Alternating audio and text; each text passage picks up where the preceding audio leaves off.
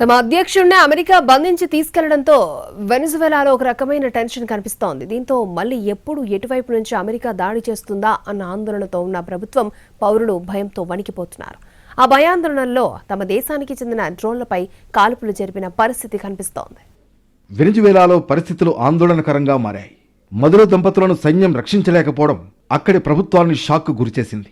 దీనికి తోడు తాము చెప్పినట్టు వినాలంటూ అమెరికా అధ్యక్షుడు ట్రంప్ చేస్తున్న హెచ్చరికలు వారిలో మరింత ఆందోళనలు కలుగజేశాయి.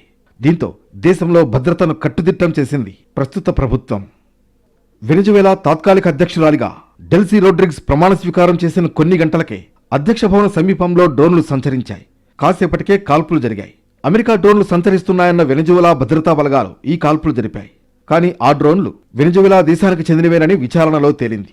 తమ దేశానికే చెందిన డ్రోన్లు మిరాఫ్లోర్స్ ప్యాలెస్ సమీపంలో సంచరిస్తున్నాయన్న సమాచారం లేకపోవడంతో ఆ దేశానికే చెందిన భద్రతా బలగాలు దాడులు చేశాయి. వెనిజువెలా భద్రతా బలగాలు పొరబడ్డాయి. తమ దేశానికే చెందిన డ్రోన్లను గుర్తించలేక ఆ డ్రోన్లపై కాల్పులు జరిపాయి. 45 నిమిషాల పాటు భద్రతా దళాలు డ్రోన్లను టార్గెట్ చేస్తూ కాల్పులు జరపడంతో సెంట్రల్ కారకాస్లో కలకలం రేగింది. ఈ నెల 3న అమెరికా కమాండోలు వెనిజువెలా రాజధాని కారకాస్లో మెరుపు దాడులు చేశారు. భారీ పేలుళ్లతో సిటీలో అంధకారం అలముకున్న వెంటనే ఆ దేశ అధ్యక్షుడు మదురోను కిడ్నాప్ చేశారు. అమెరికాకు బందీగా తీసుకువెళ్లారు.